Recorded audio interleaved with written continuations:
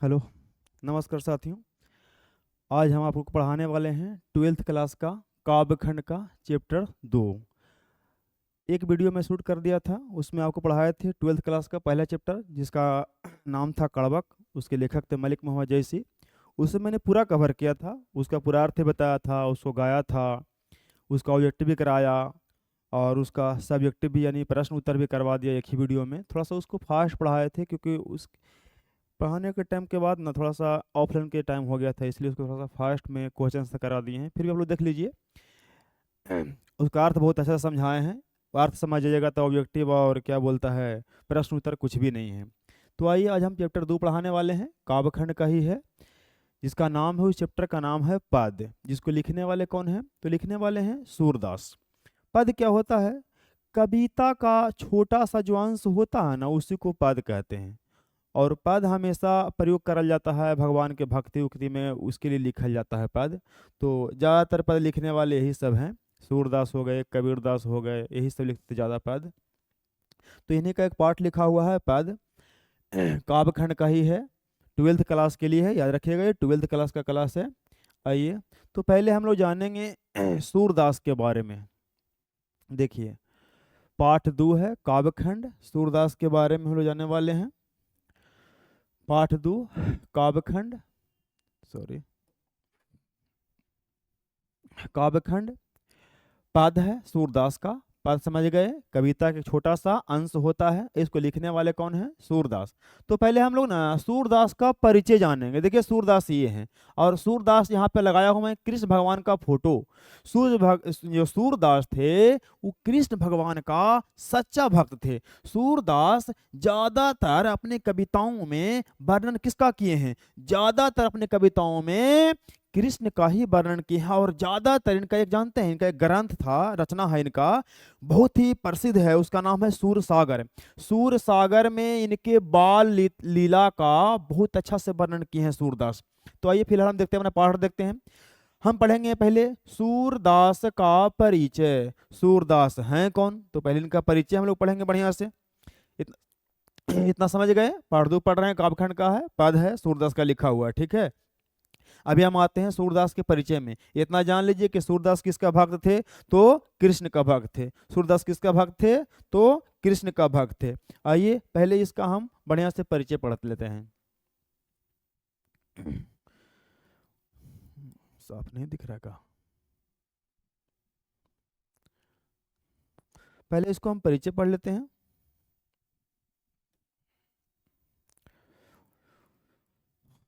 ठीक है।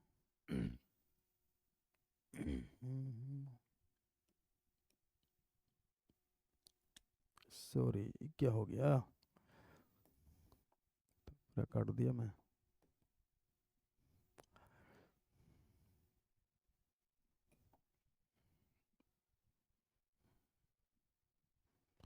एक सेकंड रुकिए, थोड़ा प्रॉब्लम सॉल्व होगा। एक सेकंड रुक जाइए, तो एक सेकंड रुकिए।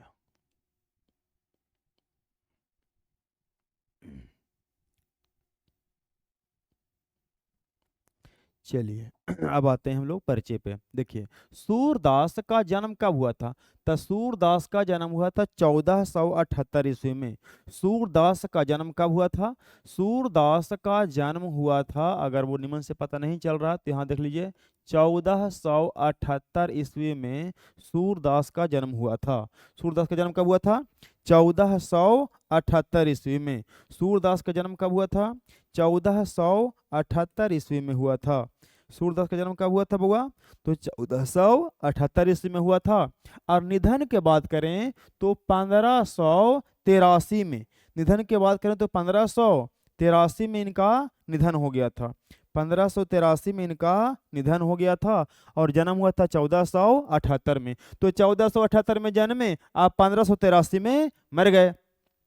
जन्म स्थान की बात करें तो दिल्ली के निकट सीही, दिल्ली के निकट सीही एक स्थान है, तो सीही में जन्म हुआ था इनका। ये दिल्ली के निकट है सीही नामक ये गांव। तो याद रखना है कौन सा गांव में इनका जन्म हुआ था?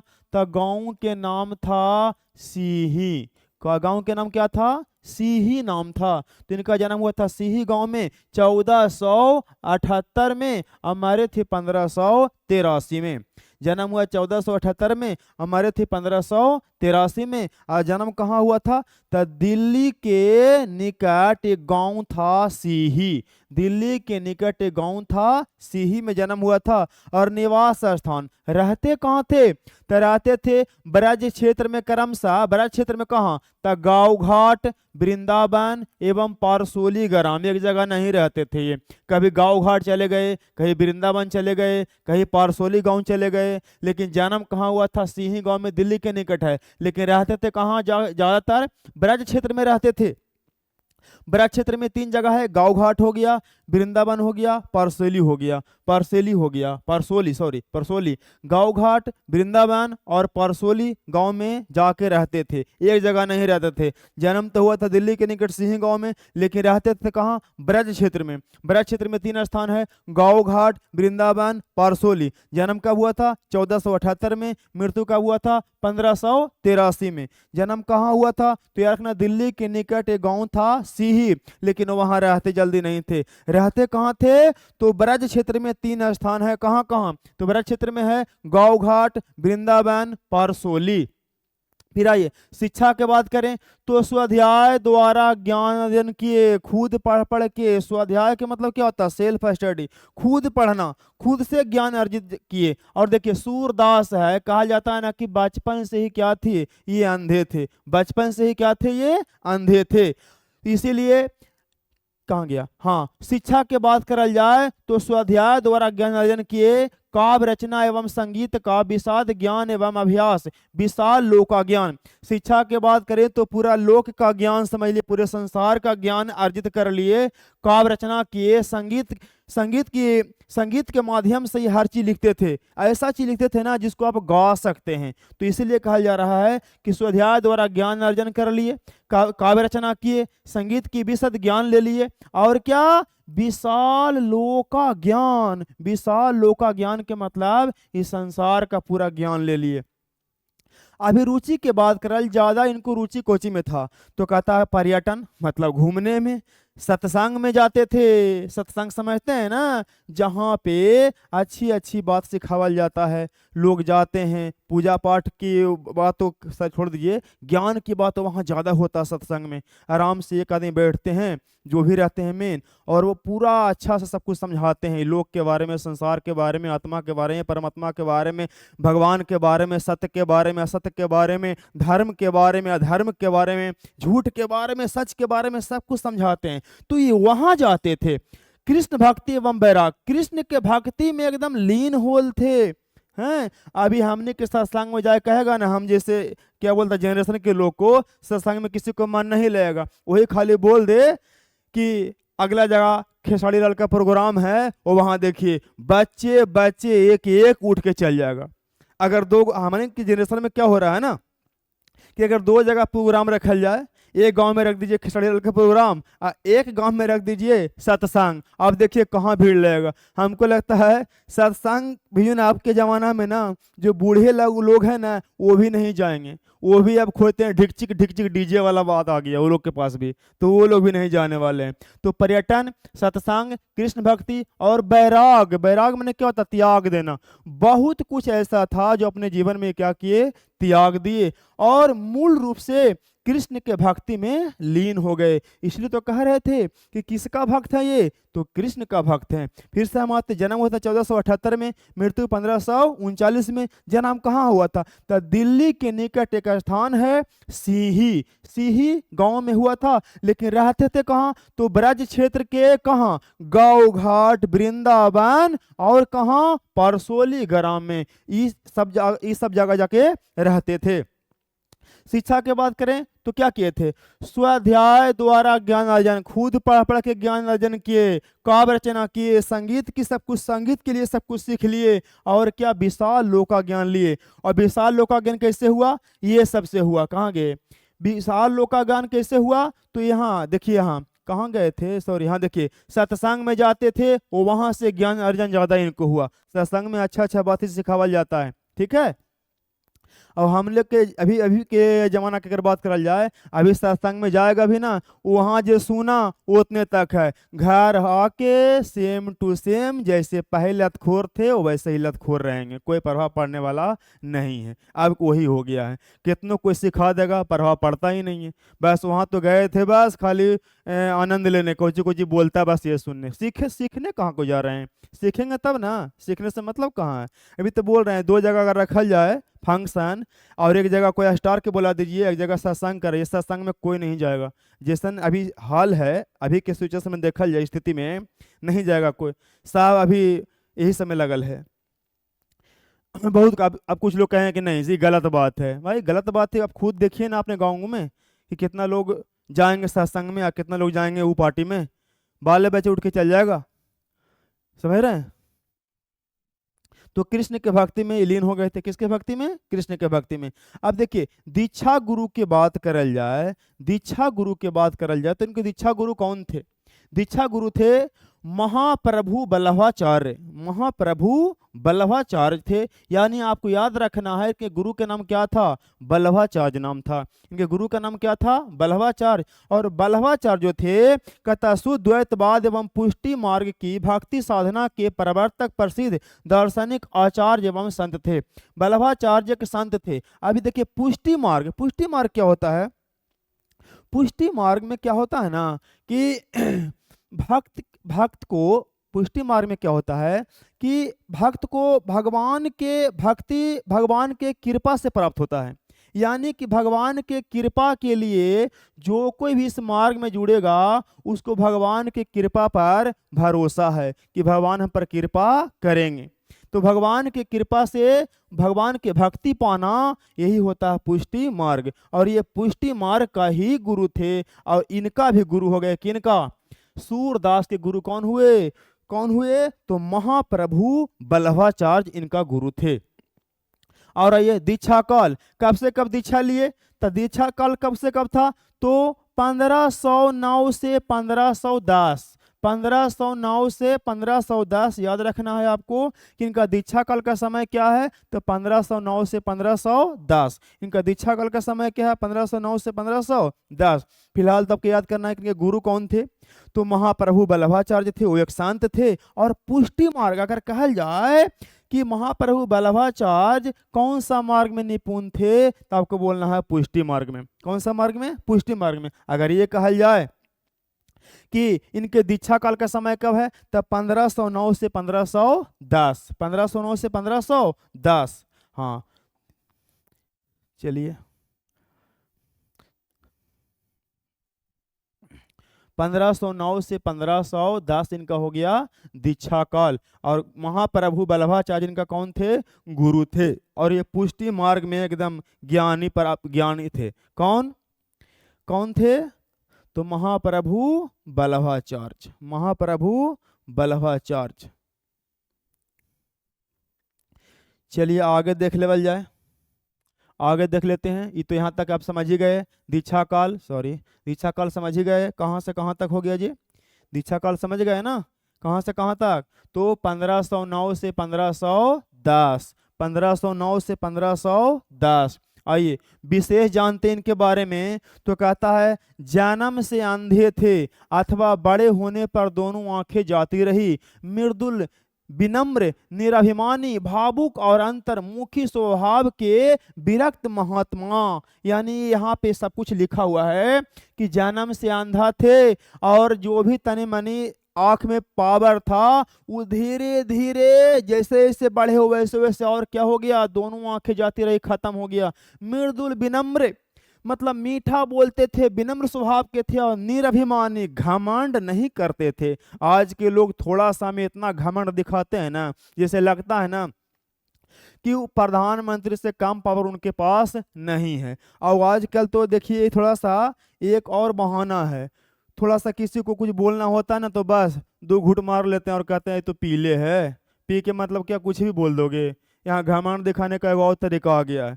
बहाना एगो बन जाता है कि तो पी क्या है, छोड़ दे से कौन लगेगा। और पीने के पी करके और क्या करता है, कुछ ऐसा बोलता है दिल का अपना भड़ास निकाल लेता है वो, उसको तो बोलना था। बाकी लोग क्या करके छोड़ देते हैं कि पीले है।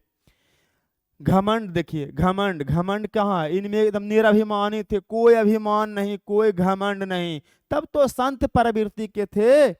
आज 100 गो में आपको लगता है 100 गो में 10-20 गो ही होंगे जो घमंड न करते हैं। अधिकतर लोग घमंड करने लगे हैं अब। ऐसा लगता है पूरा संसार उनके मुट्ठी में ही आ गया है। महात्मा थे। कीर्तियों की बात करल जाए तो प्रमुख रूप से सूरसागर, किसी को याद रखिए नहीं, लेकिन इसको याद रखिए, कहे कि इनका ये प्रसिद्ध रचना है। प्रसिद्ध रचना इसीलिए है कि जो पद लिखे हैं वो सूरसागर से ही लिया गया है। कहाँ से लिया गया है? तो ये सूरदास का पद कहाँ से लिया गया है? सूरसागर से लिया गया है। और रचना है साहित्य लहरी, राधा रस केली, सूर सरावली, ये इनका 3-4 गो है। सूर सागर, साहित्य लहरी, सूर सरावली और क्या है? राधा रस केली। 4-5 गो रचना इनका है, 1 2 3 4 गो। लेकिन सबसे महत्वपूर्ण कौन है बउआ? सबसे महत्वपूर्ण है सूर सागर। सबसे महत्वपूर्ण कौन है? तो सबसे महत्वपूर्ण रचना इसमें है सूर सागर, क्योंकि सूर सागर से ही यह पाठ लेवल गया है पद। और सूर सागर में ये क्या किए हैं?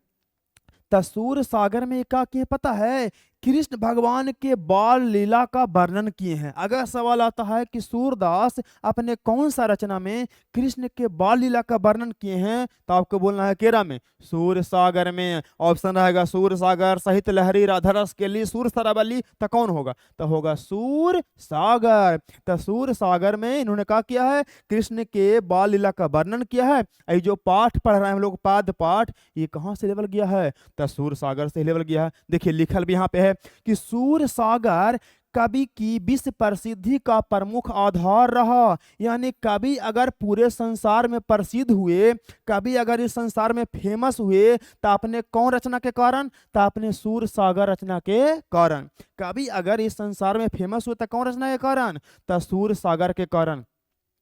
और कहता इसकी रचना श्रीमद श्रीमद भागवत की पद्धति पर 12 स्कंधों में हुई है। गेय पदों का विशाल संग्रह है। बस एक चीज याद रखिए कि इसकी रचना कौन ग्रंथ के आधार पर हुआ है? तो श्रीमद भागवत। श्रीमद भागवत के आधार पर रचना किए थे कौची का? ही सूर सागर का। तो ऑब्जेक्टिव के लिए याद रखिएगा कौन सा सूर सागर का संबंध कौन सा ग्रंथ से है, ताकि बोलना है श्रीमद भागवत। वहाँ ऑप्शन रहेगा रामायण, महाभारत, पुराण, महापुराण, और रहेगा वो कौची, ये रहेगा सूर सागर। आइए ये रहेगा कोची बोलते सूर सागर तो पूछ ही रहा है, श्रीमद भागवत रहेगा। तो कोची मारिएगा? श्रीमद भागवत मारना है। क्या मारना है? श्रीमद भागवत।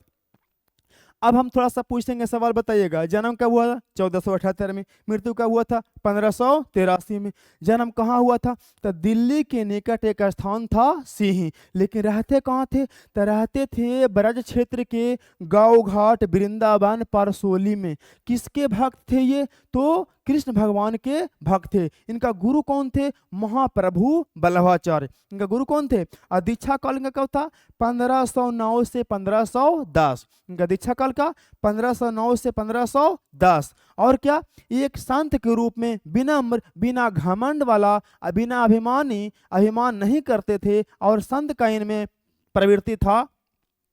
और पुष्टि अगर बोला जाए कि इनका संबंध किस मार्ग से है, तो इनका गुरुजी पुष्टि मार्ग थे, तब पुष्टि मार्ग का ही शिक्षा दिए थे ना, तो इसीलिए भी हो जाएंगे पुष्टि मार्ग। और अगर आपसे पूछे कि सूरदास है ना कौन काल के कवि हैं, तो मध्यकाल, भक्ति काल कहिए, भक्ति काल के कवि हैं।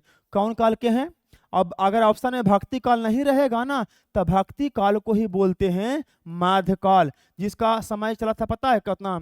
1375 से 1700 ईस्वी। 1375 से 1700 ईस्वी को ही बोलते हैं मध्यकाल, भक्ति काल। ऐसे काल को चार कविता सहित के इतिहास के भाग को ना 4 भाग में बांटा गया है बउआ। कौन कौन? आदि काल, भक्ति काल, रीति काल, और एक लास्ट होता है गद्य काल, जिसको आधुनिक काल बोलते हैं। तो आदि काल चला था 1050 से 1375 तक, और 1375 से 1700 शुरू हो गया भक्ति काल, और 1719 से हो गया रीति काल, जिसको श्रृंगार काल भी कहते हैं। और 1900 से अब तक जो चल रहा है, 1700 से 1900 तो बोले ना श्रृंगार काल, जिसको बोलते हैं रीति काल, और 1900 से अब तक जो चल रहा है वो चल रहा है आधुनिक काल, जिसको गद्य काल भी कहते हैं। तो अब हम आशा करते हैं कि आप लोग को परिचय का बहुत अच्छा समझ में आया होगा। जन्म, मृत्यु, बचपन से अंधे थे, ठीक है। आइए पाठ पर आते हैं। नहीं, अभी कैसे पाठ पर आएंगे, अभी तो बाकी है परिचय। अभी और कुछ कुछ जानना है इनके बारे में ना। अब इनके बारे में आपको बताते हैं। देखिए, जो पढ़े हैं वो वही सब रहेगा इसमें, तो टेंशन नहीं लेना है। देखिए वही चीज रहेगा, सेम टू सेम। एक बार देख लेवल जाए फिर से। ठीक है। साहित्यिक परिचय की बात कर जाए इनका अभी, तो सूरदास भक्ति काल के प्रमुख कवि थे। मैंने ही बताया था कि कौन काल के हैं, तो भक्ति काल के प्रमुख कवि हैं। अगर भक्ति काल नहीं है ऑप्शन में तो मध्यकाल मार लेंगे ना। वो वे कृष्ण के भक्ति धारा के महान कवि माने जाते हैं। यानी कि कौन भगवान के भक्त थे, तो कृष्ण भगवान के। उनकी भाषा की बात करल जाए तो ब्रज भाषा। कौन सा भाषा था, ब्रज भाषा। अरे ब्रजभूमि में रहते थे, वहां के 3 गो क्षेत्र था, ब्रज से जुड़ा हुआ था। कौन कौन, गांव घाट वृंदावन पारसोली, तब तीनों से जुड़ल था ना जी। तब ब्रजभाषा वहां सीखे। वे भगवान श्री कृष्ण के आनंद भक्त, यानी इनके जैसा कोई भक्त था ही नहीं, इनके जैसा कोई भक्त नहीं था। अगर बात करल जाए सच्चा भक्ति का, तो एकदम लीन होल थे किसमें, कृष्ण भगवान में। तो कृष्ण के सच्चा भक्त दिख रहे हैं यहाँ पे, एकदम अपने क्या बोलता है नेत्र को, एकदम ध्यान को पूरा कहाँ लगेले हैं, श्री कृष्ण पे, और श्री कृष्ण को ही याद कर रहे हैं। इनका हमेशा इनके ध्यान में कौन रहते हैं, श्री कृष्ण जी ही रहते हैं। उनकी भाषा हो गया ब्रज भाषा। वे भगवान श्री कृष्ण के अनन्य भक्त थे। प्रमुख रचनाओं की बात कर लें, सूर सागर, सूर सरावली, साहित्य लहरी, है ना। तो इस तरह से मेन कौन था इसमें, सूर सागर मेन है। जितना भी रचना, जितना भी नहीं, जो भी हम पढ़ने वाले हैं पद, वो कहाँ से लेवल गया है, तो वो लेवल गया है कहाँ से, सूर सागर से।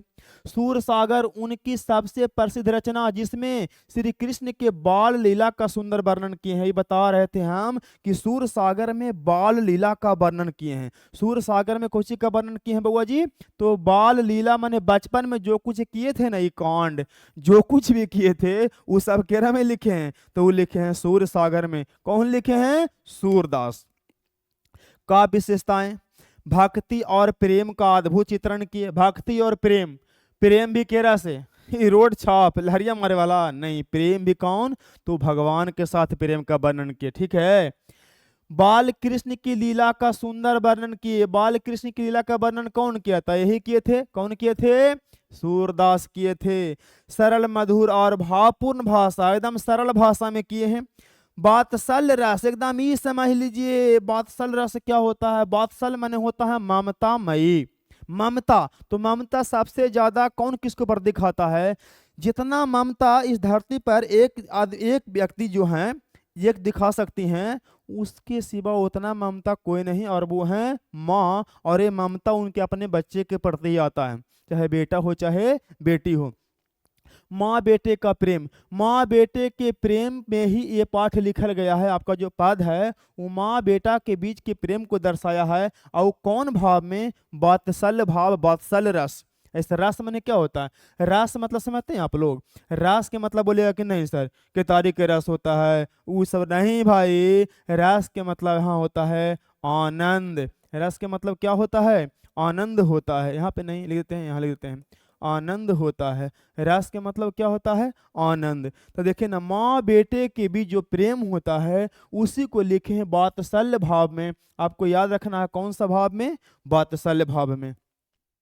चलिए आगे देख ले बजाय थोड़ा सा और।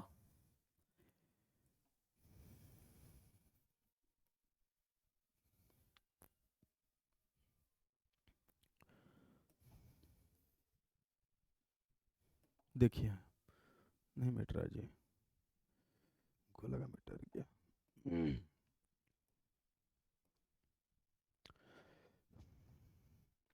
ठीक है।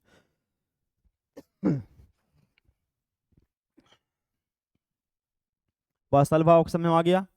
वात्सल मतलब क्या होता है, वात्सल रस क्या होता है, तो ममता, ममतामयी। वात्सल के मतलब होता है ममतामयी, माँ बेटे के बीच प्रेम, यानी कृष्ण और कौन, यहाँ पे कौन इनकी मम्मी है, यशोदा। कौन है, यशोदा, यानी कृष्ण और यशोदा। वैसे तो इनकी असली मम्मी कौन थी, देवकी थी, और असली पिता कौन थे, वासुदेव। लेकिन पालन पोषण कौन किए थे, नंद बाबा किए थे, और यशोदा माई की थी। तो ये भी तो माँ बाप ही हुई ना, माँ बाप ही हुए। कहा जाता है कि सूरदास जन्म से ही अंधे थे, वो वे बल्लभाचार्य के शिष्य थे। आप याद कर लिए, बल्लभाचार्य के शिष्य थे। उन्होंने जीवन भर कृष्ण भक्ति का प्रचार किया। जीवन भर जब तक कि जिंदा रहे बउआ तो कृष्ण के भक्ति में ही लीन रहे, जब तक कि जीवित रहे कृष्ण के भक्ति में लीन रहे। अब हमको लगता है आपको परिचय में कोई दिक्कत नहीं होगा। कौन सा भाव के थे? तो वात्सल भाव। किसका भक्त थे? कृष्ण का भक्त थे। और कृष्ण के बाल लीला का वर्णन कौची में किए हैं? तो सूर सागर में किए हैं। और पाद पाठ कहाँ से लिया गया है? सूर सागर से ही लिया गया है। तो अगला पेज देख लेते हैं। अच्छा ठीक है, तो यहाँ तो परिचय आपका खत्म हो गया।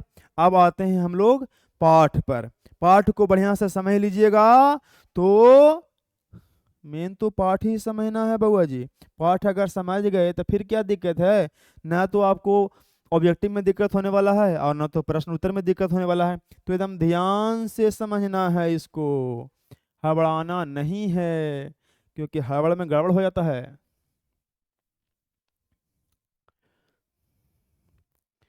चलिए, दिखाई दे ही रहा होगा इतना में।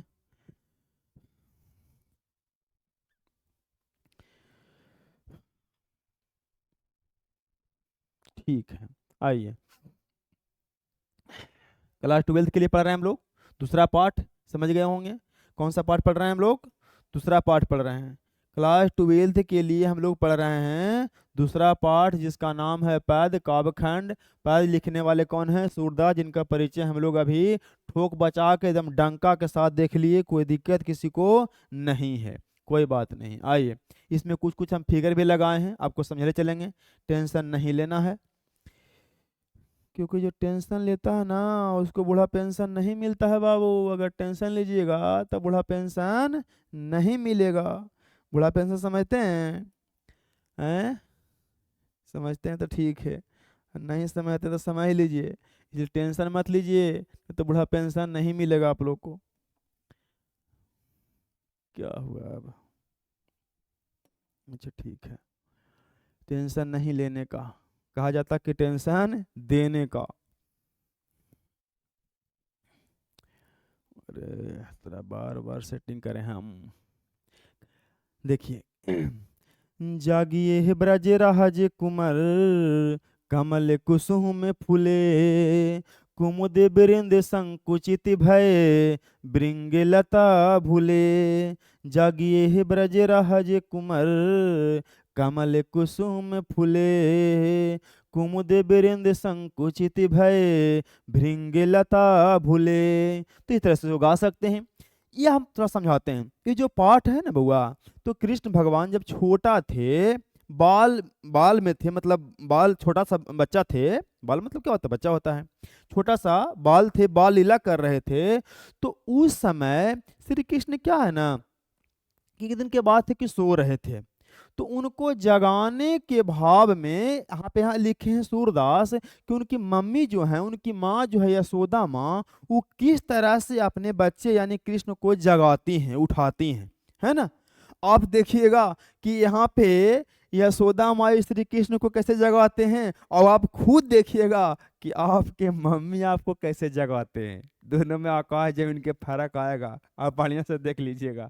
हम लोग जगवाल जाता है, अगर एक बार बोले कि उठ जाओ टाइम हो गया पढ़ जाए के, अच्छा उठते हैं। अगर नहीं उठ रहे हैं तो फिर भाईजान शुरू हो जाता है ना। तो इनका भगवान को कैसे जगावल जाता है, और आम तो भाई सीरियस नहीं लेना है, आप खुद देखिएगा कि आपको कैसे जगावल जाता है घर में, और भगवान कृष्ण को कैसे जगावल जाता था। तो जागिए हे ब्रज राज कुमार, कमल कुसुम फूले, कुमुद बिरिंद संकुचित भय, भृंग लता भूले। जागिए ब्रजराज कुमार, जागिए ब्रजराज कुमार। जागिए ब्रजराज कुमार मतलब क्या हुआ कि जागिए माने जागना, जागिए के मतलब क्या हुआ? जागना। और ब्रजराज, ब्रज के राजकुमार, ब्रज में रहते थे ना, वहीं के थे ना नंद बाबा। तो ब्रज के राजकुमार, जागिए ब्रजराज कुमार माने कुमार। कुमार के मतलब लड़का, है ना। कुमार के मतलब लड़का होता है, लेकिन यहाँ पे कुबर के मतलब कह रहे हैं कि हे ब्रज के राजकुमार जागिए, मतलब जाग जाओ।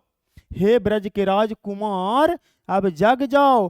कमल कुसुम फूले, कमल कुसुम, कमल मतलब कमल, आ कुसुम माने फूल, तो कमल का फूल, अब फूले मतलब फूल आ गया। अब देखते हैं, सुबह होते ही कमल का फूल फूला जाता है। तो वही कह रही है यशोदा माई। यशोदा माई क्या कह रही है, यहाँ पे लिख देते हैं, यशोदा माई क्या कह रही है।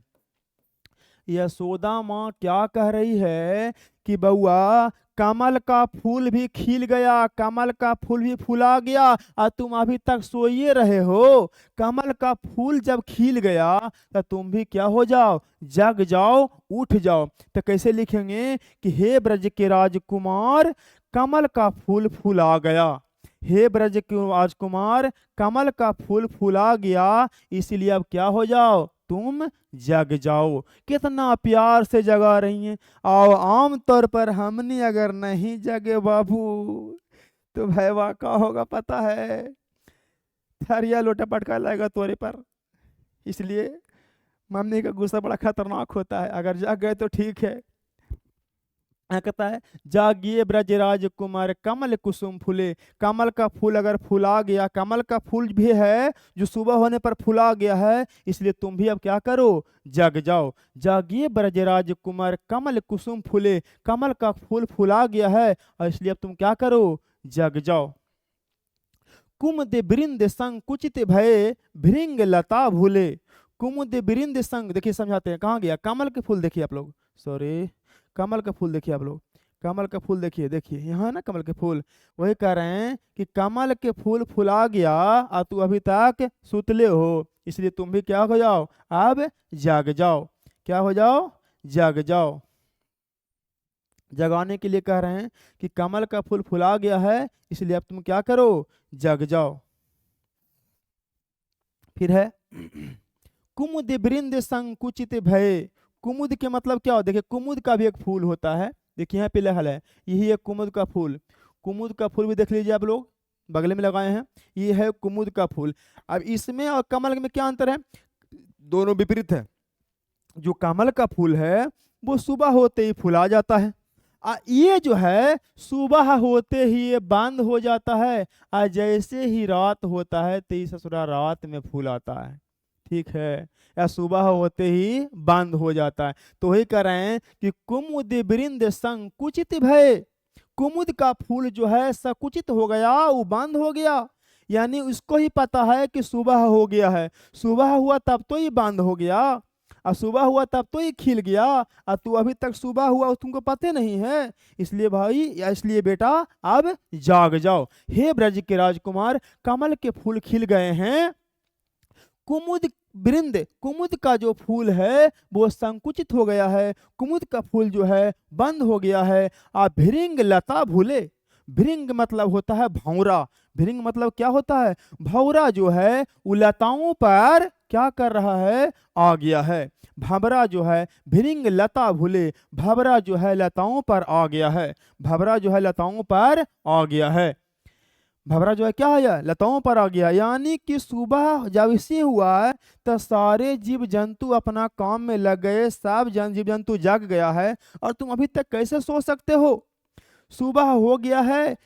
हे ब्रज के राजकुमार, कमल के फूल खिल गया है, कुमुद बिरिंद, कुमुद का फूल संकुचित हो गया, माने बंद हो गया है, और भंवरा डाल पर आके बैठ गया है, भंवरा मंडराने लगा है, इसलिए अब तुम क्या करो, जाग जाओ। कितना प्यार से जगा रही है कि हे ब्रज के राजकुमार, कमल के फूल खिल गया है, कुमुद का फूल बंद हो गया है, भंवरा जो है डाल पे क्या हुआ, भंवरा जो है डाल पर मंडराने लगा है, फूलों पर मंडराने लगा है, इसलिए अब तुम जाग जाओ। कितना प्यार से सब कुछ बता रही हैं। आगे बढ़ते हैं, फिर कहता है, तम चूर खगर और सुनहू, बोहलत बन राई।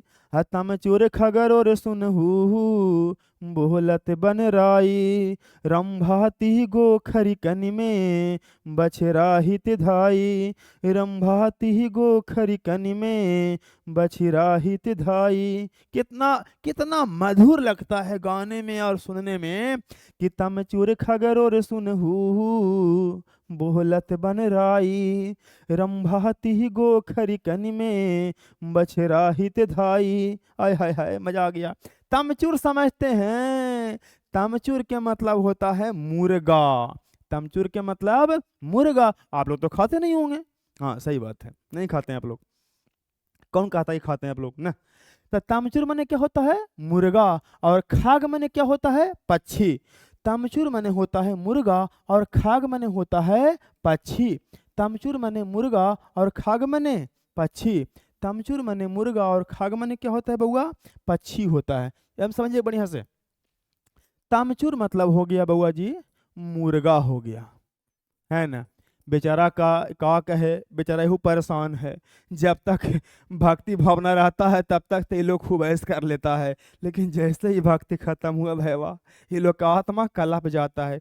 ये रोड पर चलते हुए आदमी को ही देखते रहता है, पता ना कौन सा ससुरा आएगा हमको लेके चल जाएगा। तो तमचूर मतलब मुर्गा। खग मने होता है पक्षी। खग मने कुछ हो गया पक्षी। और रोर के मतलब होता है कोलाहल करना। कोलाहल समझ में करते हैं, हल्ला गुदल करना, है ना। तो चाह चाह चाह चाह पक्षी करता तो हल्ला नहीं होगा। तो सुबह होने पर ना सब करता है, सुबह होने पर सब पक्षी जगता है और सब अपने आवाज देना शुरू कर देता है, तो क्या होता है? कोलाहल होता है। और ये तमचूर क्या काम है? मुर्गा का काम क्या है? तमचूर तमचूर का काम है सुबह होने पर ये बांक देता है। बांक देना समझते हैं ना, कुकड़ू कू करता है। अब तो लगता है कि बहुत लोग वो जो देहाती वाला मुर्गा होता है ना, वो वाला, ये पोल्ट्री वाला नहीं जिसको अपना नाश्ता बनेले हैं, वो वाला नहीं। तो तमचूर के मतलब मुर्गा जो सुबह होते ही बांक देने लगता है, सुबह होते ही बोलने लगता है। तो वही कह रही है यशोदा माँ कि बेटा देखो, तमचूर खग रोर सुनहु। मुर्गा जो है सुबह होने पर बांक दे रहा है, पक्षियां जो है कोलाहल करे, सब सुनो। पक्षियों का कोलाहल तुम सुनो, मुर्गा जो बोल रहा है वो तुम सुनो। बोलत बनराई, आई सब जो है कहाँ बोल रहा है? बोलत बनराई। बनराई के मतलब क्या होता है? पेड़ पर। बनराई के मतलब क्या होता है? पेड़ पर। यानी पेड़ पर सब जो पक्षियन है, ये सब पक्षिया जो है वो पेड़ पर क्या कर रहा है? बोल रहा है, कोलाहल कर रहा है, हल्ला कर रहा है। सुबह होते ही सब पेड़ पर बैठ के ये सब हल्ला कर रहा है। तमचूर माने मुर्गा जो है क्या कर रहा है? बांक दे रहा है। इसलिए कह रही है कि बेटा मुर्गा सुबह होते ही बांक दे रहा है। पक्षियां जो है, बनराई के मतलब पेड़ पौधे पर बैठ करके क्या कर रहा है? रोर माने कोलाहल कर रहा है, हल्ला कर रहा है। इसलिए तुम क्या करो? सब यानी जग गया है, इसलिए तुम भी अब जग जाओ। तुलना कर करके जगा रही है। और कहता रंभाती गोखरी कनि में बछरा हित धाई, रंभाती गोखरी कनि में बछरा हित धाई। रंभाती गोखरी कन में, रंभाती माने रंभाना, चुकारना समझते हैं? तो गाय चुकारता है ना। आ गो माने गाय, आ खरिकनी माने होता है गौशाला। खरिकनी माने कुछ होता है गौशाला। अब बछरा हित माने बछरा के पास, बछरा हित धाई माने बछरा के पास जाने के लिए कौन चुकर रहा है? गाय। या कहाँ जाने के लिए? खरिकनी में, मतलब गौशाला में। यानी सुबह होते ही रात भर बछड़ा कहीं भी बांधल रहे, रात भर गाय आराम से रहेगा। जैसे ही सुबह होता है गाय जो है आवाज देना शुरू कर देता है कि हमको बछड़ा के पास ले चलो, है ना, बछड़ा के पास ले चलो। तो गाय जो है गौशाला में जाने के लिए, बछड़ा के पास जाने के लिए क्या कर रही है? चुकार रही है। वही यशोदा माँ कह रही है कि सुबह का प्रतीक मुर्गा जो है बांक दे रहा है, पक्षियां जो है पेड़ पर बैठ करके सब कोलाहल कर रहे हैं, और गाय जो है गौशाला में अपने बछड़ा के पास जाने के लिए क्या कर रही है? रंभा रही है, चुकर रही है। और तुम अभी तक सुतले हो, इसलिए तुम भी अब उठ जाओ। कितना प्यार से जगा रहा है, कितना मनोरम दृश्य, अच्छा लग रहा है ना, कितना मस्त लिखा गया है सूरदास के द्वारा, मजा आ गया। फिर इसमें कहता है विधु मलिन रवि प्रकाश गहवत नर नारी, सुहर श्याम प्राते उठो अंबुज कर धारी। विधु मलिन रवि प्रकाश गहवत नर नारी, सुहर श्याम प्राते उठो अंबुज कर धारी। अब कह रही है विधु। विधु के मतलब होता है चंद्रमा। विधु के मतलब होता है चंद्रमा। अब आप बताइए, क्या सुबह होते ही चंद्रमा का प्रकाश रहता है जी? तो सुबह होते चंद्रमा का प्रकाश नहीं रहता है, विधु मलिन हो जाता है। और रवि प्रकाश, रवि मतलब होता है सूर्य, रवि मतलब सूर्य, रवि प्रकाश। और सुबह होते ही किसका प्रकाश कब्जा करता है? तो सूर्य का प्रकाश। वही कह रहे हैं, माता जी कह रही है कि विधु मलिन हो गया, सुबह होते ही चंद्रमा मलिन हो गया है, और रवि प्रकाश सूर्य का प्रकाश निकल गया है। गावत नर नारी, गोपी गोपियां नर नारियां गीत गा रही है, गीत सब कुछ गा रही है, झूम रहे हैं सब लोग, सुबह होते अपना काम में लगल हैं, गा रहे हैं, काम कर रहे हैं, कुछ कुछ गा रहे हैं। हमने के जब पहले छोटा थे ना, अभी सब नहीं है, जब हम लोग को धान उन रोपाता था, कुछ होता था, तो वहाँ लोग गीत उत गा के ये सब करते थे। गीत उत गाने से क्या होता है ना, कि जो आप श्रम कर रहे हैं, काम कर रहे हैं, उसमें मन लगा रहेगा, थकावट पता नहीं चलता था, है ना। तो इसीलिए जो नर नारियां होती थी वो गीत गा गा के अपना काम में लग गई है। वही कह रहे चंद्रमा का प्रकाश मलिन हो गया और सूर्य का प्रकाश आ गया। सुबह होते ही चंद्रमा का प्रकाश मलिन हो गया और रवि प्रकाश मन रवि माने सूर्य, सूर्य का प्रकाश आ गया और नर नारियां क्या कर रही है? गीत गा रही है। सूर्य श्याम प्रात उठाओ, सूरदास कहते हैं अपने कविता में कि श्याम प्रात उठो, प्रात माने सुबह हो गया है, उठ जाओ। और अंबुज करधारी, और अंबुज माने होता है कमल, और कर माने होता है हाथ, और धारी माने धारण करना।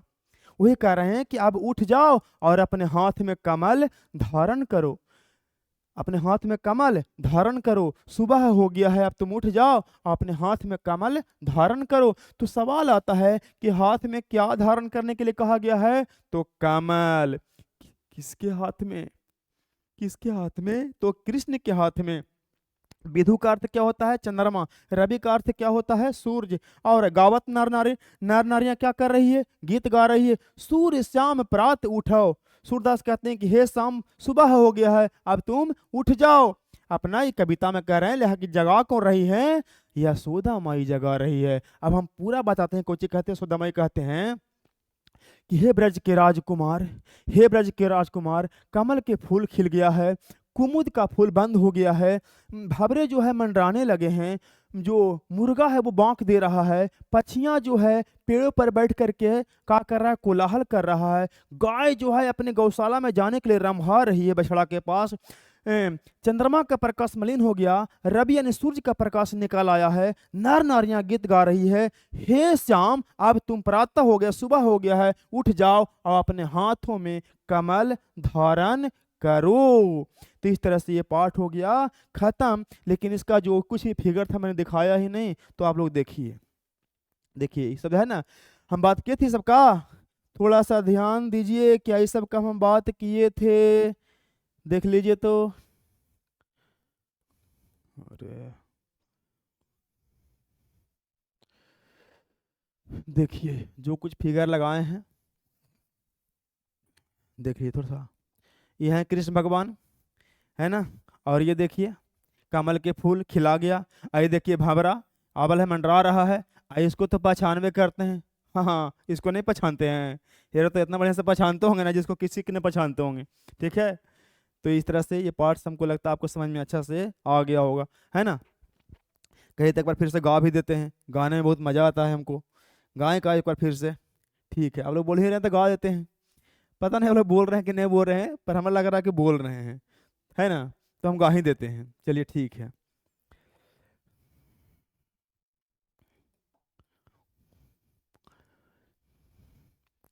मस्त है। क्या है? जागिए हे ब्रज राज कुमार, कमल कुसुम फूले, कुमुद बिरिंद संकुचित भय भृंगलता भूले। तम चूर खगर और सुनहु बोहलत बन राई। रंभात ही गो खरी कन में बछरा हित धाई।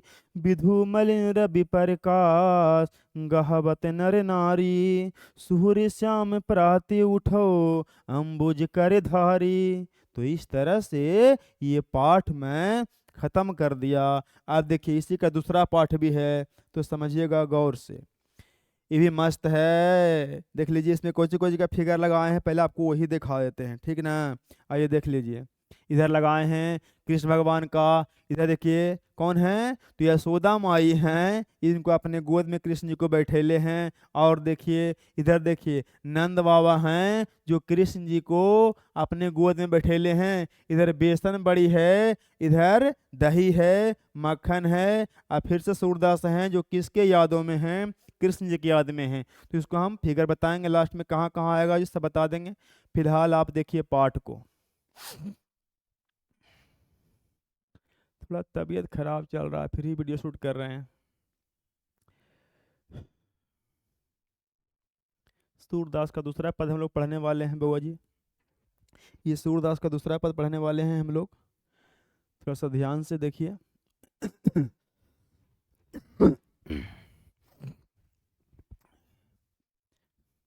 आराम से खाली आप देखिए, चैप्टर में एक भी ऐसा जगह नहीं आएगा जहाँ पे आपको समझ में नहीं आएगा। इसके गारंटी हम लेते हैं, आपको पूरा पाठ समझा के जाएंगे। बस ध्यान से आप लोग देखिएगा, ये नहीं कि वीडियो चालू कर दिए और 5 मिनट बंद कर लिए, रील देख लिए, बाद में देख रहे हैं, उस थोड़ी होता है।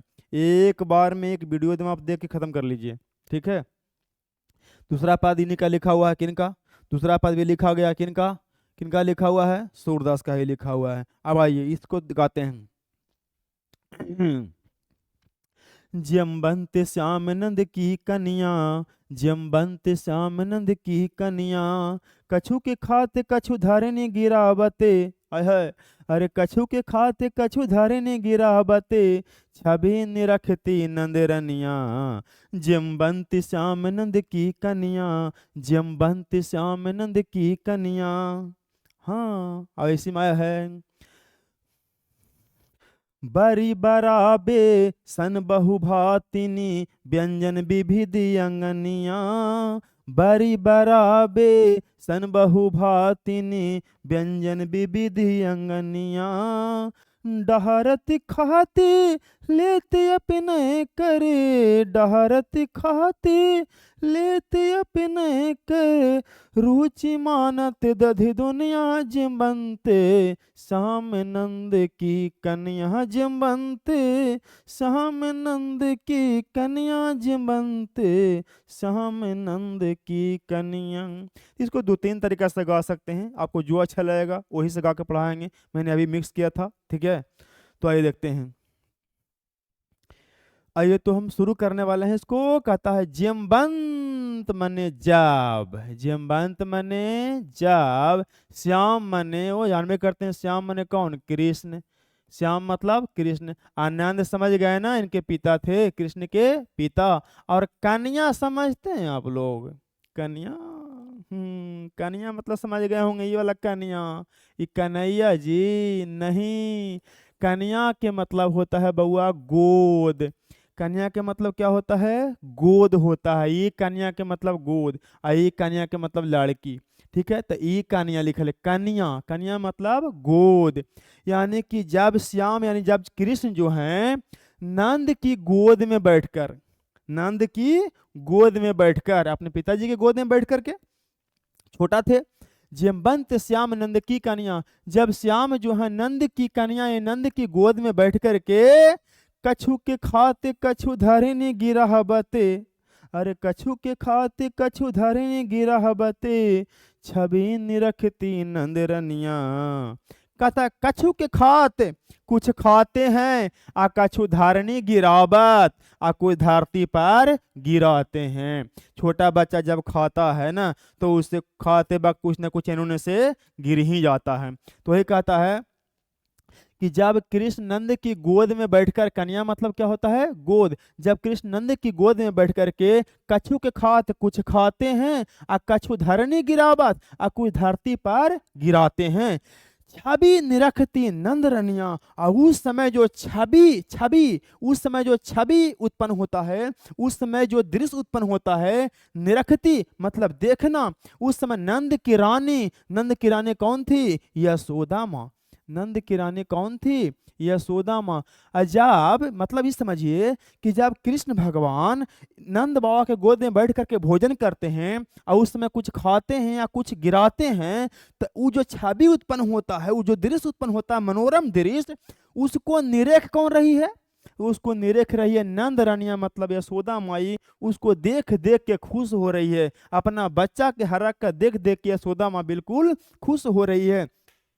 जब कृष्ण नंद की गोद में बैठ करके कुछ खाते हैं और कुछ धरती पर, धरनी मतलब धरती पर कुछ गिरावत मैंने गिराते हैं, और वो जो दृश्य उत्पन्न होता है उसको देख के नंद की रानी यानी यशोदा माई बिल्कुल खुश हो जाती है। तब का बच्चा के हरकत देख के माँ तो खुश होती ही है ना, बस हरकत अच्छा होना चाहिए, लतखोरी करेगा तो फिर चपलाए नमा संडिलाए नमा तो हो ना करेगा। समझ में आ गया यहाँ तक, ठीक है। कहता है कि जमवंत श्याम नंद की कन्या, जब कृष्ण नंद की कन्या मतलब गोद में बैठ करके कछु के खाते कछु धरनी गिरावते, कुछ खाते हैं और जब कुछ गिराते हैं, तो इस छवि को, इस दृश्य को देख करके नंद की जो रानी यानी कि यशोदा माई जो है वो बिल्कुल खुश हो रही है, निरेख निरेख के बिल्कुल प्रसन्न हो रही है। फिर क्या कहता है, बरी बराबे सन बहु भातिनी व्यंजन विविधि अंगनिया, बरी बराबे सन बहु भातिनी व्यंजन विविधि अंगनिया, डहरत खाते लेते अपने करे, डहरत खाते लेते अपने करे, रुचि मानत दधि दुनिया जमवंते श्याम नंद की कन्या, जमवंते श्याम नंद की कन्या, जमवंते श्याम नंद की कन्या।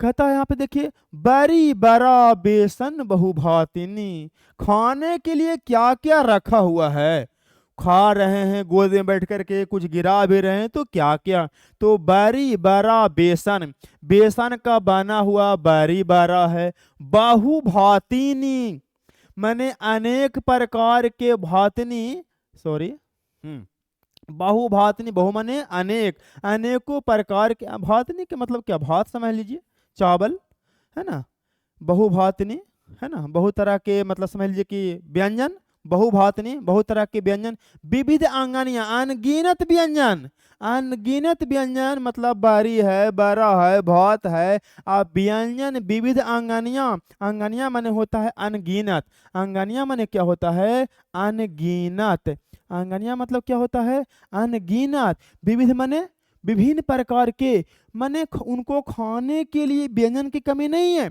अनेक प्रकार के, विविध प्रकार के अनेकों व्यंजन हैं, बेसन के बना बड़ी बड़ा है, भात है और विविध प्रकार के व्यंजन हैं, डारत खात लेत अपने कर, डारत खात लेत अपने कर माने अपने से उठा करके, कर माने होता है हाथ, अपने हाथों से उठा करके, डारत खात अपने मुंह में डालते हैं और खाते हैं, डारत खात अपने, डारत खात लेत अपने कर माने अपने कर माने अपने हाथों से, कर माने हाथ, अपने हाथों से, डारत खात लेत अपने हाथों से लेकर के मुंह में डाल के क्या करते हैं, खात मतलब खाते हैं, अपने हाथों से मुंह में लेकर खाते हैं। कहने का मतलब उनके खाने के लिए बारी बरा बेसन का बराबरी है और भात है और व्यंजन विविध आंगनियां और विभिन्न प्रकार के, विविध विभिन्न और अनगिनत यानी विभिन्न प्रकार के अनगिनत व्यंजन है, खाने के लिए उनको अनगिनत व्यंजन है और अपने हाथों से लेकर के उठा करके खाते भी हैं। रुचि मानत दधी दुनिया, लेकिन सबसे ज्यादा उनकी रुचि जो है दधी के दोनी पर है, दधी के दोनी मतलब दही के बर्तन पर, जिस बर्तन में दही रखल था ना, सबसे ज्यादा रुचि उनको वहीं लग रहा है, दही दोनिया मतलब दही के दोनी पर सबसे ज्यादा रुचि कोची में है। तो सवाल यहाँ पे आता है कि कृष्ण का रुचि सबसे ज्यादा किस व्यंजन में था। तो आपको याद रखना है दही के। यहाँ पे लेकिन मार देता है मक्खन, क्यों जानता है कि कृष्ण को मक्खन पसंद है। लेकिन यहाँ पे जो सूरदास लिखे हैं अपने कविता में, तो वहां बोल रहे हैं कि कृष्ण को सबसे ज्यादा जो पसंद था वो क्या था। तो यहाँ पे बोल रहा है दही।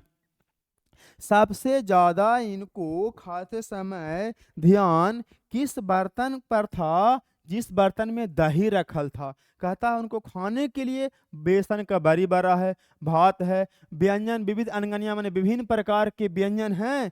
और सबसे ज्यादा उनका जो रुचि है मानत, उनका जो रुचि जो मांग रहा है वो दही दुनिया, यानी सबसे ज्यादा उनको रुचि कोची में है, दही के दोनी में। मिश्री दही माखन मिश्रित करी, मिश्री समझ रहे हैं, मिश्री जो खाते हैं, दही मतलब दही और माखन मिश्रित मतलब मिलाना हो गया, है ना। यानी कि मिश्री दही और माखन को मिला करके सवाल आता है कि श्री कृष्ण जी कौन कौन से व्यंजन को मिला के खाते हैं। तो मिश्री दही माखन, मिश्री दही माखन, मिश्री दही माखन मिश्रित करी मैंने मिश्री दही माखन को मिलाकर मुख नाबत छवि धनिया। और जब वो मुख में नाते हैं, मुख में डालते हैं कोची कोची को, तो मिश्री दही और माखन को मिला करके जब मुख में डालते हैं, मुख नाबत छवि धनिया। और उस समय जो छवि बनता है, उस समय जो दृश्य उत्पन्न होता है, उस समय जो मनोरम दृश्य उत्पन्न होता है, वो कहता है छवि धनिया। उस छवि को देख करके यशोदा माई धन्य हो जाती है। धनिया के मतलब धन्य हो जाना, धनिया के मतलब धन्य हो जाना। तो उस समय जो दृश्य उत्पन्न होता है उसको देख के यशोदा माई बिल्कुल धन्य हो जाती है। कहता है फिर से देख लीजिए, डारत खात लेते अपने कर रुचि मान दधि दोनिया, मने अपने हाथों से लेकर खाते हैं, लेकिन सबसे ज्यादा रुचि जो है दही के दोनी पर है। और मिश्री दही और माखन को मिला करके मुख नाबत, और जब मुख में नाते हैं, मुख में डालते हैं छवि धनिया, और उसमें जो छवि बनता है वो देख के यशोदा माई धन्य हो जाती है, खुश हो जाती है, धन्य हो जाती है, धन्य हो जाती है।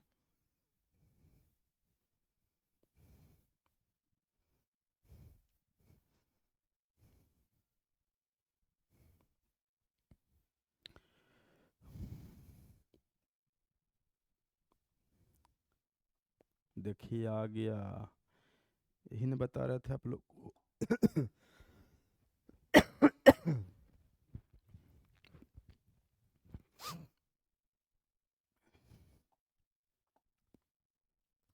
तो समझ में आ रहा है आप लोग को? ठीक है, चलिए आगे बढ़ते हैं। यही बता रहे थे क्या, क्या बतावल जा रहा था कि देखिए उनको खाने के लिए बेसन की बड़ी बड़ा भी बना हुआ है, दही है, माखन है, सब कुछ है। तो दही माखन और मिश्री को मिला के खाते थे, दही माखन और मिश्री को मिला के खाते थे। और बेसन बड़ी भी था, भात भी था, अनगिनत प्रकार के व्यंजन था। लेकिन सबसे ज्यादा जो पसंद था ये दही था। सबसे ज्यादा पसंद क्या था, तो ये दही था, उनको सबसे ज्यादा पसंद था। माखन और दही और मिश्री तीनों मिला करके खाते हैं। ऐ कहता है आपुन खात नंद मुख नाबत, बच्चा है ना, आपुन खात माने अपने भी खाते हैं, आनंद मुख नाबत, और नंद के मुख में भी डालते हैं कि पापा तू भी खा ना पापा, है ना। आपुन खात नंद मुख नाबत, अपने भी खाते हैं और नंद के मुख में भी डालते हैं। सो छवि कहत न बनिया, और उस समय जो छवि बनता है, उस समय जो दृश्य उत्पन्न होता है, कहत ना बनिया, उसको कहते नहीं बनता है। यानी जितना भी उस छवि के बारे में वर्णन कीजिए कम पड़ जाएगा, जितना भी उस छवि के बारे में वर्णन करेंगे ना कम पड़ेगा। जब कृष्ण भगवान खा रहे हैं गोद में बैठ करके, तो छोटा बच्चा है जिद करता है कि पापा तू भी खा ना, है ना। तो जैसे अपने खाते हैं और उनको भी मुख में डालते हैं। तो इस समय क्या होता है, उसमें जो छवि का निर्माण होता है कहत ना बनिया, उस समय उसको कहल नहीं जाएगा। कितना खुश हैं सब लोग जी। जो रस नंद यशोदा बिलसत। कहता है रस मतलब बताए थे अभी आनंद होता है। रस मतलब क्या होता है बउआ? आनंद। कहता है जो रस नंद यशोदा बिलसत, जो रस उस समय किसको किसको? नंद बाबा को, यशोदा को, यानी जो आनंद, बिलसत का मतलब मिलना, जो आनंद नंद बाबा और यशोदा माता को मिल रहा है उस समय, सो नहीं तीनों भुवनिया, वैसा आनंद तीनों लोकों में किसी को नहीं मिल रहा होगा। कहाँ से मिलेगा भाई? भगवान खा रहे हैं, खिला रहे हैं, ऐसा आनंद कहाँ किसी को प्राप्त होगा? तो ये करा, जो रस नंद जसोदा बिलसत, सो नहीं तिहु भुवनिया। जो आनंद किसको किसको? तो यशोदा को और नंद बाबा को मिल रहा है, सो नहीं तिहु भुवनिया, वो वैसा आनंद किसी को तीनों लोकों में मिल नहीं रहा है। भोजन करी नंद अचमन लीन हो, और भोजन करने के बाद नंद मतलब वही इनके पिताजी, आचमन, आचमन माने होता है कुल्ला करना। आचमन मतलब आमतौर पर भोजन करने के बाद लोग कुल्ला कर देते हैं ना, तो भोजन करी नंद आचमन लीन हो, भोजन करने के बाद जब वो कुल्ला करते हैं, मांगत सूर जुठनिया, और उसी समय सूरदास, सूर मतलब यहाँ पे सूरदास, उसी समय सूरदास बस एक ही चीज चाहते हैं भगवान से, मांगत सूर जूठनिया। सूरदास क्या चाहते हैं भगवान से? कि भगवान आपका मुझे जूठा का एक निवाला मिल जाए तो हमारा जिंदगी सफल हो जाएगा। यानी सूरदास की चाहत है बस क्या? जूठनिया मतलब जूठा मांगते हैं भगवान का, कि आप जो खा रहे हैं वो हमें भी अपने भोजन का एक निवाला मेरी तरफ दे दीजिए, ताकि हमारा भी जीवन आपके जूठा खाकर जीवन मेरा क्या हो जाए? सफल हो जाए। उम्मीद करते हैं आपको ये पाठ समझ में आया होगा। एक बार फिर से गा दे बल जाए। चलिए ठीक है, आप लोग कह ही रहे हैं तो गा देते हैं। नहीं कर रहे हैं जी? हमको कहे सुनाई पड़ रहा है कि कह रहे हैं कि दोबारा गा दीजिए सर। लगता है ज़्यादा सुनते हैं हम, लगता है हम ज़्यादा सुनने लगे हैं, है ना? आप लोग कह भी नहीं रहे हैं फिर भी हम बोल रहे हैं।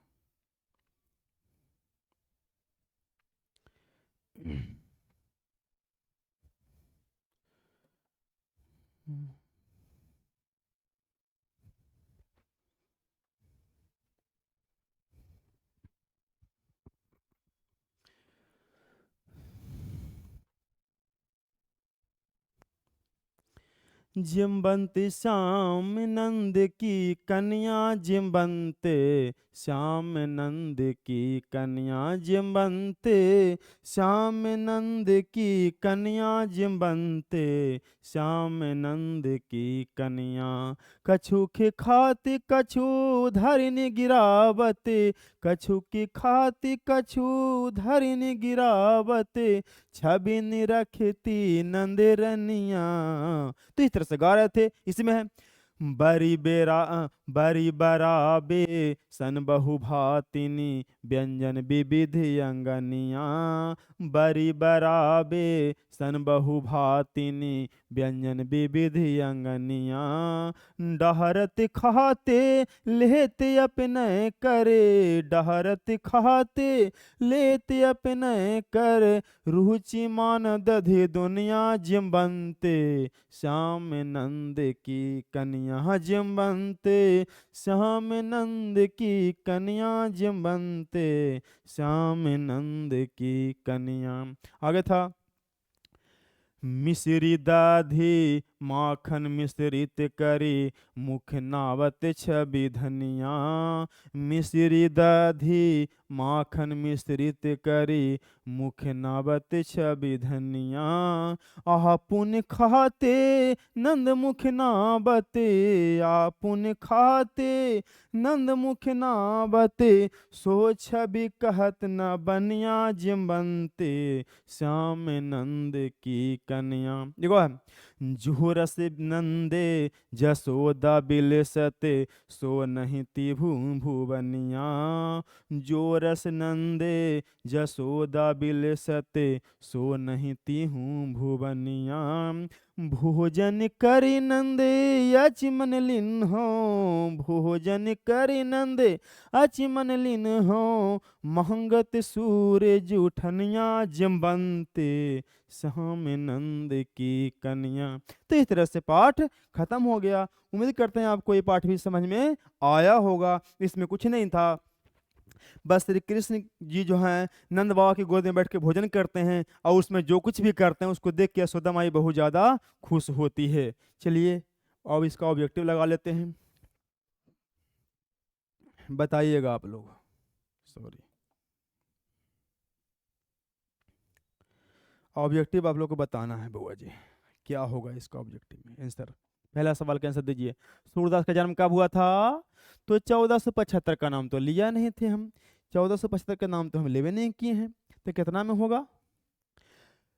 1478 में होगा, 1478 में। सूरदास का निधन कब हुआ था? तो 1580 नहीं होगा, 1590 नहीं होगा, 1600 नहीं तो कौन होगा? 1583। सूरदास किस काल के कवि हैं? अभी मैंने बताया था कि सूरदास किस काल के कवि हैं। सूरदास किस काल के कवि हैं अभी ने बताए थे जी, बताइए। सॉरी रुक जाइए, बार बार इसको मिटाना कैसे पड़ता है।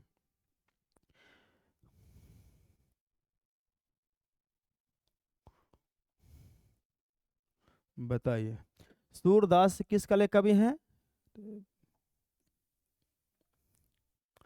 सूरदास सूरदास किस भक्ति धारा के कवि हैं? तो सगुन बताए थे, कुछ के सगुन धारा के कवि हैं। सगुन क्या होता है? सगुन धारा वाला ही भगवान को मानता है, निर्गुण धारा वाला ही मानता है, लेकिन सगुन धारा वाला मानता है तो उसको आकार पर विश्वास होता है। तो सूरदास को भी आकार पर विश्वास था। सूरदास किसके भक्त थे? इसमें पूछने की बात है, इतना चर्चा किए कहे लगे हम हैं, कृष्ण के भक्त थे। आगे आइए, आगे क्या बोलता है बाबा जी, आगे क्या बोलता है, कहने गया क्या है कि सूरदास की प्रमुख रचना कौन सी है? बताइए इसमें कौन है? तो प्रमुख रचना बताए थे, चीख चीख के बता रहे थे पहले कि सूर सागर है। कौन सी प्रमुख रचना है? सूर सागर।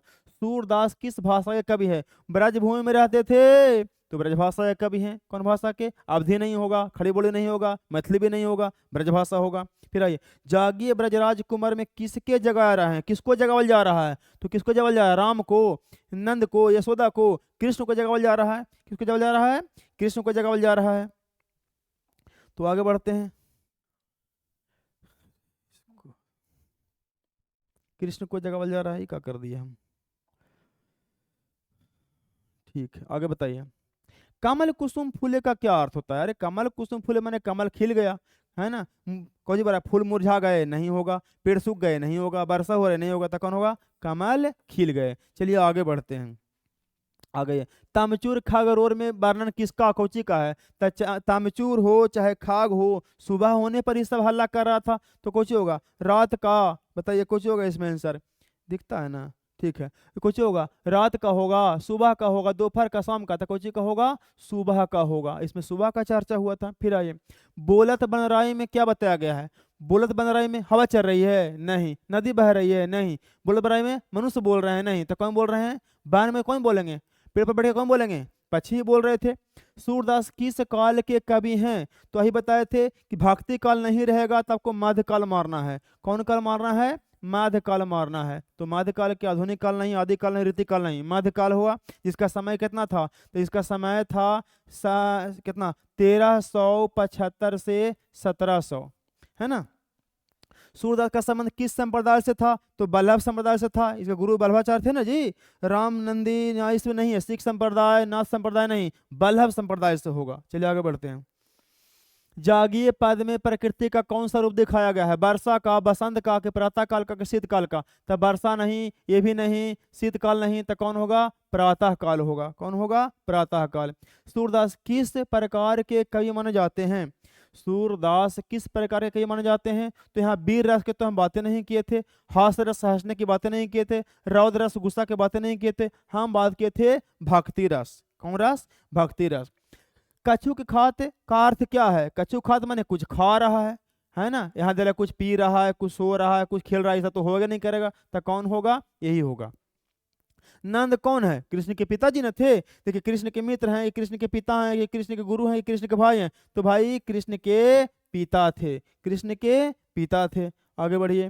फिर कहता है सूरदास के काव्य में प्रमुख भाव क्या है? सूरदास के काव्य में प्रमुख भाव था कौन जी का? वात्सल्य का। यहाँ पे ममता की बात कर गया था, एक माँ और बेटे के बीच। दधि का अर्थ क्या होता है? दूध होता है? नहीं। दही, दधि का अर्थ क्या होगा? तो दही होगा। नंद की कन्या में क्या वर्णन है? नंद की कन्या या नंद की गोद में क्या कर रहे हैं? वो खाना कर, भोजन कर रहे थे। नंद की गोद में क्या युद्ध कर रहे थे? नहीं। युद्ध कर रहे थे? नहीं। खेल रहे थे? नहीं। यात्रा कर रहे थे? नहीं। तो कुछ होगा, भोजन कर रहे थे। क्या होगा? भोजन कर। सूरदास की कविता में किसका सुंदर चित्रण है? कौची का सुंदर चित्रण है? युद्ध का? नहीं। राजनीति का? नहीं। व्यापार का? नहीं। तो कौची होगा? बाल लीला का। कौची होगा? बाल लीला का होगा। आगे, सूरदास की रचनाएं किस ग्रंथ से प्रेरित है? रामायण से? नहीं। महाभारत से? नहीं। तो ये बताए थे ना, श्रीमद् भागवत से। श्रीमद् भागवत से। सूरदास की कविता में कौन सा रस है? तो श्रृंगार रस? नहीं। भक्ति? हाँ। हास्य? नहीं। अद्भुत? नहीं। तो कौन रस था? भक्ति रस था। अंबुज करधारी, अंबुज माने क्या होता है? कमल। तो हाथ में फूल लिए, हाथ में जाल लिए, हाथ में शस्त्र लिए, या हाथ खाली? तो इसमें हाथ में जाल लिए नहीं होगा, हाथ में शस्त्र लिए नहीं होगा, हाथ खाली नहीं होगा, तो कुछ होगा? हाथ में फूल लिए। अंबुज करधारियों का मतलब हाथ में फूल लिए। आ गए। सूरदास के गुरु कौन थे? सूरदास के गुरु कौन थे? कबीरदास? नहीं। तुलसीदास? नहीं। नानक? नहीं। तो कौन हो गए? वल्लभाचार्य थे। कौन थे? वल्लभाचार्य। भोजन करी का अर्थ क्या है? भोजन करी का मतलब भोजन करना ही होगा, और कुछ ही होगा इसमें, खेलना सोना सब नहीं होगा। सूरदास के काव्य में किसका वर्णन अधिक है? कौची का वर्णन सबसे ज्यादा है? प्रकृति का? नहीं। युद्ध का? नहीं। राजा का? नहीं। ज्यादा वर्णन है भगवान कृष्ण का। ज्यादा वर्णन किसका है? भगवान कृष्ण का। सूरदास के पिता किस शैली में है? सॉरी, सूरदास के पाद, सॉरी, पद किस पद में है? तो गाद में? नहीं। पाद में है। कोची में है? पाद। पाद खंड में तो पढ़ रहे हैं हम लोग ना। नाटक नहीं, कहानी नहीं, सब नहीं होगा। आगे आइए। सूरदास किस प्रकार के भक्त थे? तो बताए थे प्रेम मार्गी। कौन मार्ग के थे? प्रेम मार्गी भक्त थे, प्रेम मार्गी। वात्सल्य रस का संबंध किससे है? वात्सल्य मतलब क्या होता है? माता पिता का स्नेह। माता पिता का स्नेह होता है ना। ये सब तो आंसर था। अच्छी बोल रहे हैं। सुबह का मध्यकाल मतलब देखिए, प्रातः काल भक्ति रस, कुछ खा रहा है, ब्रजभाषा, सब बोलवे किए थे। आगे देख लीजिए। कृष्ण के पिता वात्सल, दही, भोजन सब बोले थे, निसमान, भक्ति, हाथ में फूल, ब्रज, सब वही आंसर हुआ है, प्रेम मार्गी है। ठीक है, आ जाइए। अब इसका आते हैं हम लोग प्रश्न उत्तर पर। ध्यान से समझिएगा। प्रश्न उत्तर, प्रश्न उत्तर हम लोग पढ़ रहे हैं पार्ट 2 का। पहला क्या है क्वेश्चन? अच्छा, दूसरा भी इसी में है, क्या अलग भी है? ओ सॉरी, दूसरा भी इसी में दिख रहा होगा। क्या बड़ा करल जाए? चलिए बड़ा कर लेते हैं, पहले एक देख लेते हैं। पहला प्रश्न क्या है? पहला प्रश्न क्या है? प्रथम पद में किस रस की व्यंजना हुई है? तो आइए पढ़ते हैं। कहता सूरदास द्वारा रचित प्रथम पद में वात्सल्य रस का, कौन रस का? वात्सल्य रस। कौन रस? वात्सल्य रस मतलब ममतामयी। वात्सल्य रस की व्यंजना हुई है। इस पद में सोए हुए बालक कृष्ण को माँ यशोदा द्वारा दुलार भरे कोमल मधुर स्वर में भोर होने की सूचना देते हुए जगा रही है। कौची होने की सूचना दे रही है? भोर होने की, सुबह होने की, कि बेटा सुबह हो गया है, पक्षी सब जाग गया है, मुर्गा बोल रहा है ना। गाय जो है गौशाला में जाने के लिए तड़फड़ा रही है, बछड़ा के पास जाने के लिए चुकर रही है, भवरा जो है पेड़ पर मंडराने लगे हैं, सब चंद्रमा का प्रकाश मलिन हो गया है, सूर्य निकल आया है, नर नारियां गीत गा रही है, और तुम अभी तक सो रहे हो, तुम क्या करो? जाग जाओ। तो प्रथम में क्या बताए थे? वात्सल्य रस का चर्चा हुआ। कौन रस का? वात्सल्य रस का। फिर देखिए दूसरा सवाल है कि गायें किस ओर दौड़ पड़ी? तो बताएं गौशाला। कहता है सुबह होते ही गायें अपने बछड़ों को दूध पिलाने के लिए अपनी गौशालाओं में रंभाती हुई बाड़े की तरफ दौड़ रही है। गौशाला से कहाँ जा रही है? बाड़े की तरफ। किसके पास? जहाँ बछड़ा है। गौशाला में चुकार रही थी बछड़ा के पास जाने के लिए, कि बछड़ा जहाँ पे उसको जाकर क्या करेंगे? सुबह होते ही दूध पिलाएंगे। ठीक है, आगे बढ़ते हैं।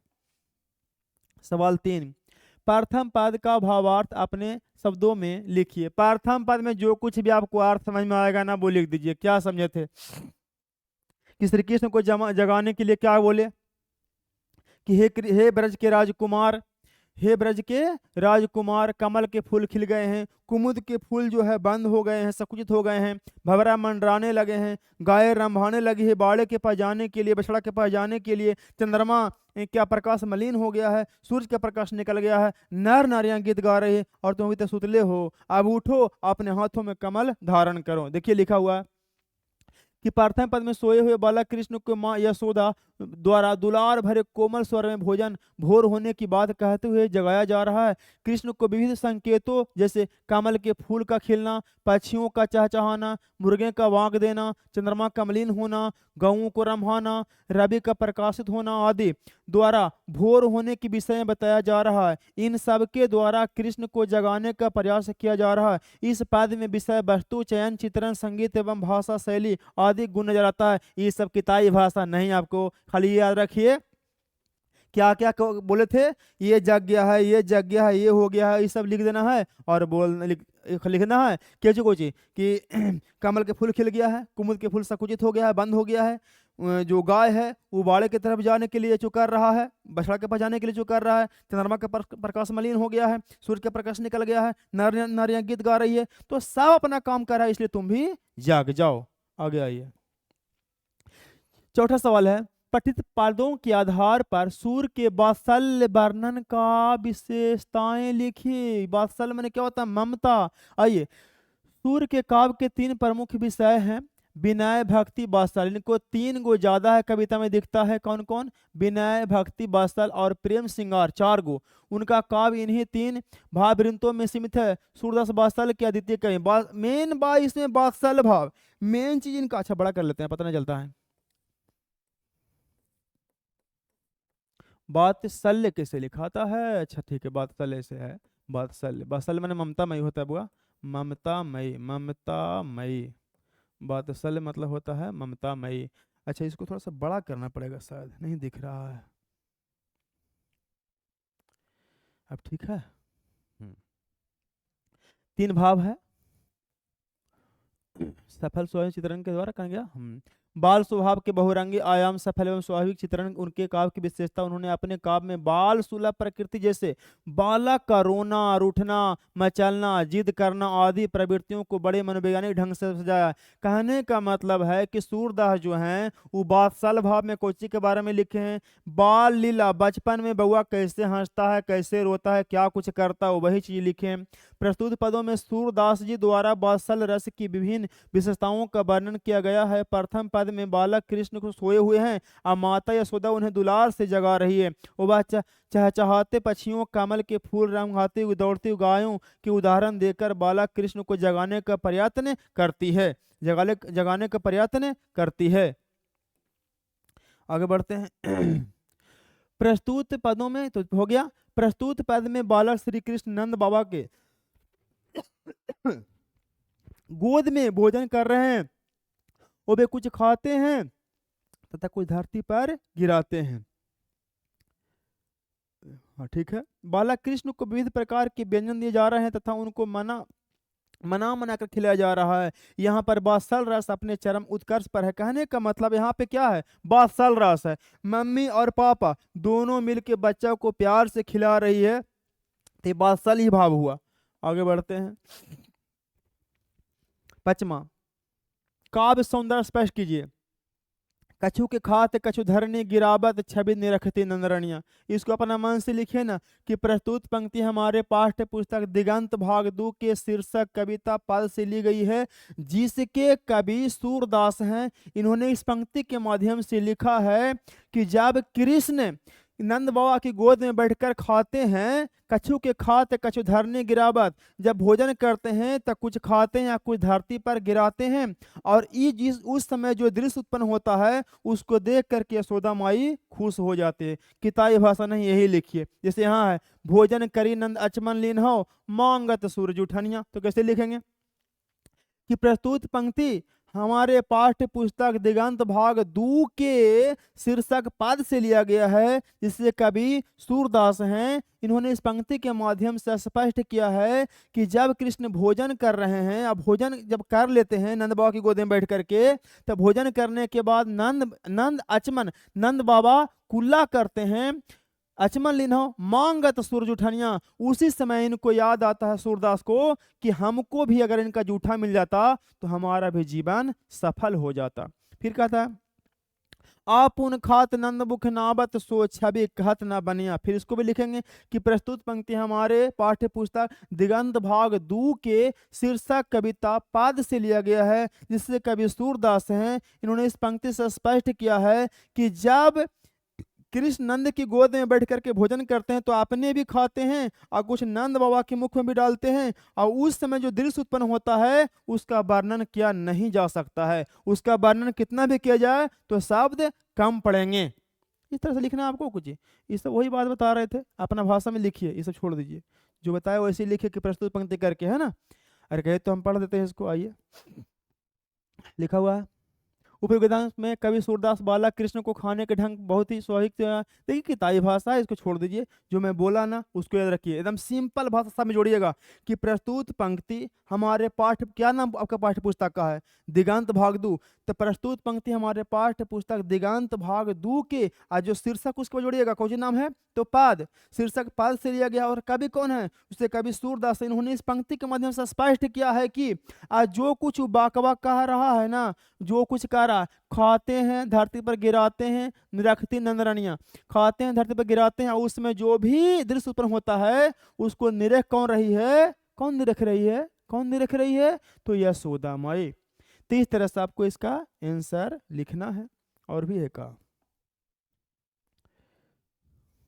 अब नहीं है। तो इस तरह से आपको चैप्टर खत्म हो गया। 2, एक पार्ट पहले ही पढ़ा दिए थे और एक पार्ट आज पढ़ा दिए, है ना। तो इस तरह से आपका ये चैप्टर खत्म हो गया बउआ। उम्मीद करते हैं आपको अच्छा से समझ में आया होगा। पार्ट 2 भी बढ़िया से आप लोग देखिएगा, समझ में आएगा। तो ठीक है, आज के लिए इतना ही, मिलते हैं अगला पार्ट में। तब तक के लिए जय हिंद, जय भारत।